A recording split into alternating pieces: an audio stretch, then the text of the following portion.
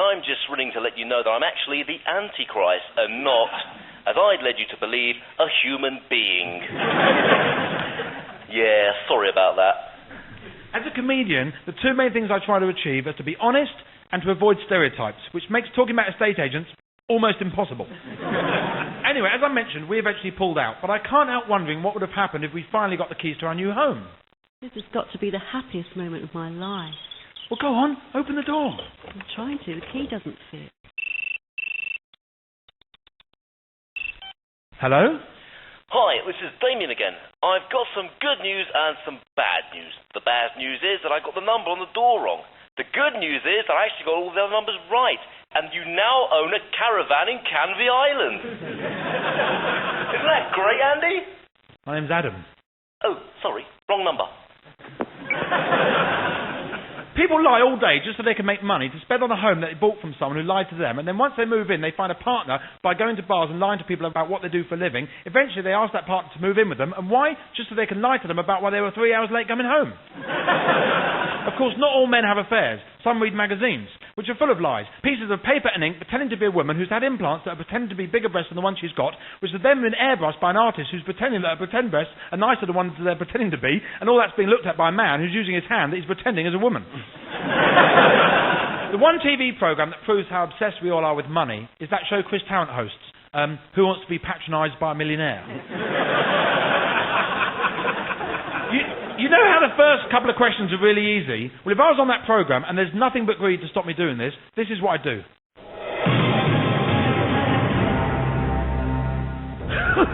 Okay, Adam. Here's your first question. Have a look at it. For £100, what is the first letter of the alphabet? Is it A, B, C, the B, G's, or D?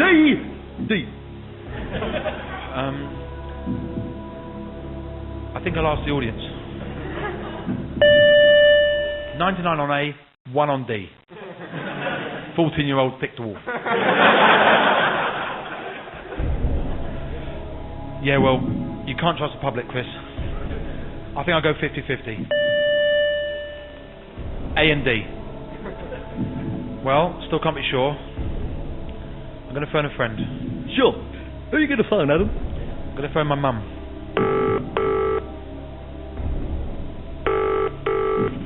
Hello? Hello, Adam's mum. Oh, it's Chris Tarrant here. We got your son here in the studio, and he's about to win £100. Okay, Adam, you got 30 seconds to when you start talking. Hello, Mum. Hello, sweetheart. Mum. What's the first letter of the alphabet? Is it A or D? Adam, it's A.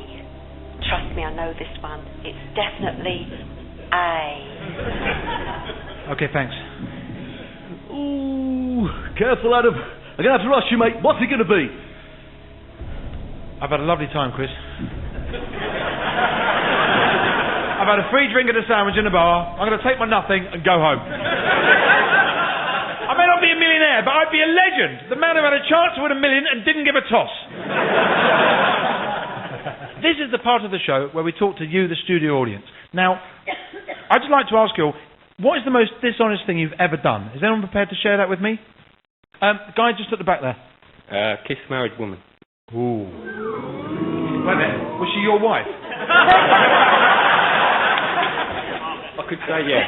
Okay, this is interesting, because if someone gets off with somebody who's married, obviously the married person's done something wrong, but some people believe that you're wrong to get off with them because you should take responsibility on their behalf. Other people think, oh, you know, it doesn't matter, it's not my problem. But how did you feel? Wrong. Okay. That was the sure. You said wrong in sexy kind of wrong. Yeah, where did you kiss her?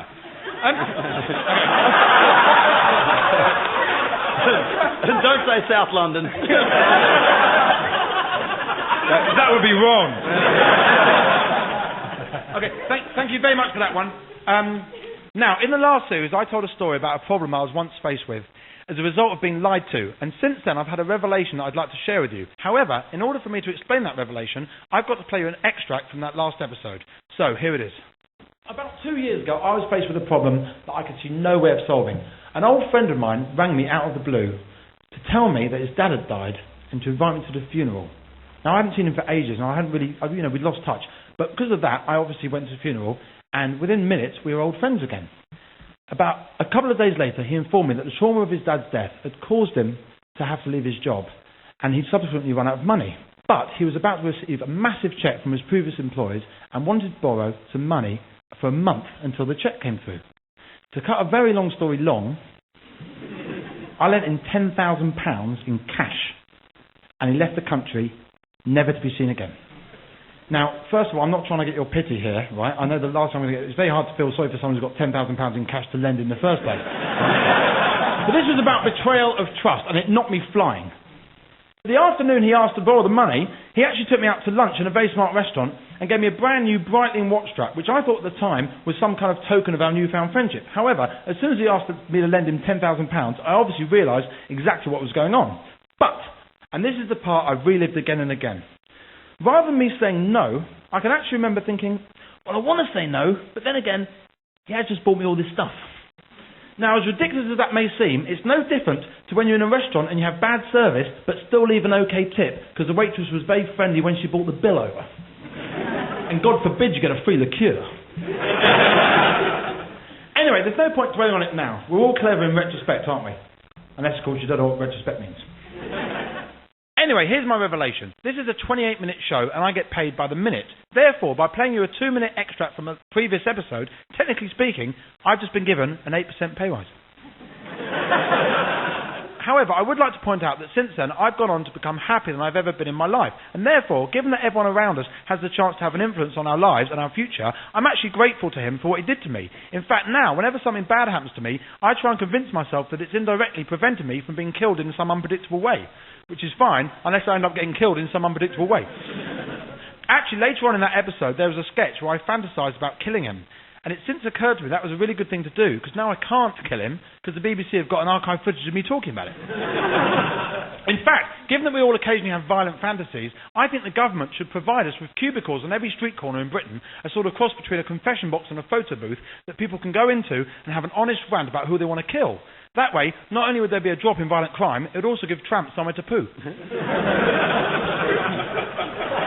And rant. Anyway, early on I mentioned the fact that we often lie to ourselves to cover up the fact that we've just been lied to. And I had my first experience of this when I was 10 years old. I was at my friend's house, who we'll call... Now that beep could have meant one of three things. I've either sworn and it's been censored, I've used his real name and decided to cover it up, or his name's actually... I've spent years learning how to pronounce it. I considered him to be a very close friend, close enough to, let's say, show him the bowl on top of the kitchen shelf where I hid my life savings. We were playing on his bed, wrestling each other, which in retrospect was our way of experimenting with our sexuality. Either that or there's been a terrible misunderstanding. In which case, if you're listening, I'm sorry. But that last game where you pinned me face down for 10 seconds doesn't count as a win. After we'd finished, I realised I'd lost the keys to my front door, which I assumed fell out of my pocket while we were wrestling. So we searched all over his flat for them, but couldn't find them. The only other thing I'd done that day was play table tennis at my local day centre, which acted as a shelter for homeless people, people with psychological problems, and socially oblivious 10-year-old boys who like playing table tennis. So, we went back there and had a look for my keys, but they were nowhere to be found. I then told him that I had to get ready to visit my dad for the weekend. We said our goodbyes and I went home. Then, about an hour later, when I was packing my overnight bag, there was a knock at the front door. I answered it to see standing there. Now, I was surprised to see him, but not as surprised as he was to see me. And this is exactly what happened.